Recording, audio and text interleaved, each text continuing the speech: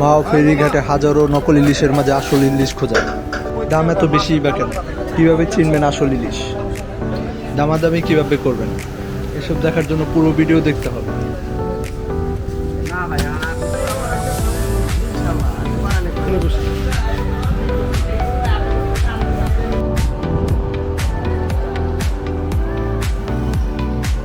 প্রথমে আমরা গিয়েছিলাম উজান ভাটিতে। এটা পদ্মা নদীর আর এই ফেরিঘাটের কাছেই অবস্থিত। কত বড় বড় পাঙ্গাস! এটা নিয়েছেন নাকি? নদীর পাঙ্গাস। মাছ কিভাবে চিনবেন, কিভাবে কি করবেন আসেন দেখি। যে মাছ বিক্রি করে তার কাছে আসলে এগুলো কোন নদীর মাছ সেটাও জানা যাবে।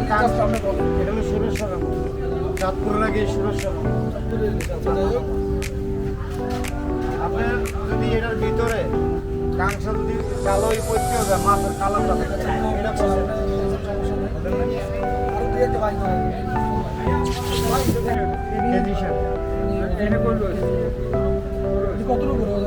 এক কেজির উপরে আছে।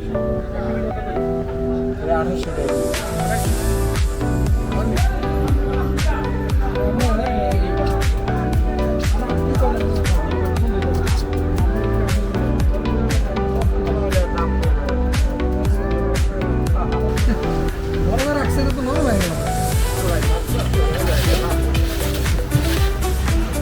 আপনারা কখনোই ফার্স্টে এক দোকানে বসে কিনবেন না, কয়েকটা দোকান ঘুরে দেখবেন।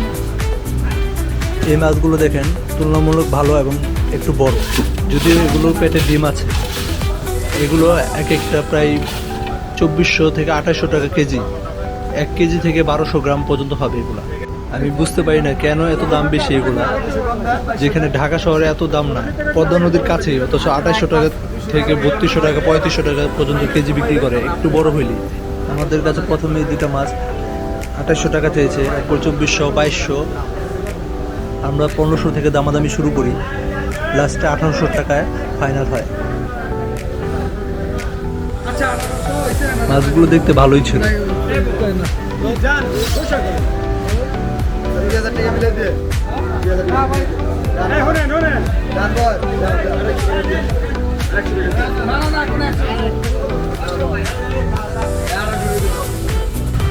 আমাদের মাছ কাটাকাটি চলছে। আসলে কি এটা ইলিশ নাকি একটু কনফিউশনে ছিলাম, নাকি অন্য মাছ। লেজের ভর্তা করা হচ্ছে এখানে। মাওয়া মাছের মধ্যে লেজের ভর্তাটাই সবাই পছন্দ করে। লেজের ভর্তাটাও খেতে সুস্বাদু হয় অনেক। আমরা মূলত ঢাকা থেকে ছুটে যাই স্পেশালি লেজের ভর্তা খাওয়ার জন্য।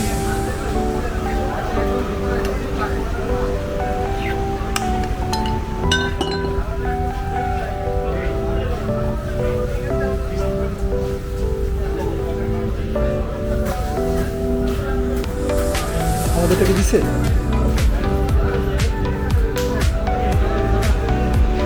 আমাদের তেল বাবদ, সরিষার তেল বাবদ খরচ হয়েছে 200 টাকা। এই যে আমাদের মাছ, আর এখানে দেওয়া হয়েছে এক্সট্রা কিছু ভর্তা। প্রতিটি ভর্তা 30 টাকা করে। আসেন মেহেদি ভাইয়ের কাছে শুনি স্বাদ কেমন। মেহেদি ভাই, স্বাদ কেমন? মাথা নষ্ট। মাথা নষ্ট? ইলিশ স্বাদ পাইতেছেন? না কত ভাই? ছাগল ভাই আমাদের কিছু পরামর্শমূলক বক্তব্য দিবে। ভাই দাম যদি নেন না, একটা থেকে নিয়ে এদের কিন্তু চালাকি আছে, ঠিক আছে? একটা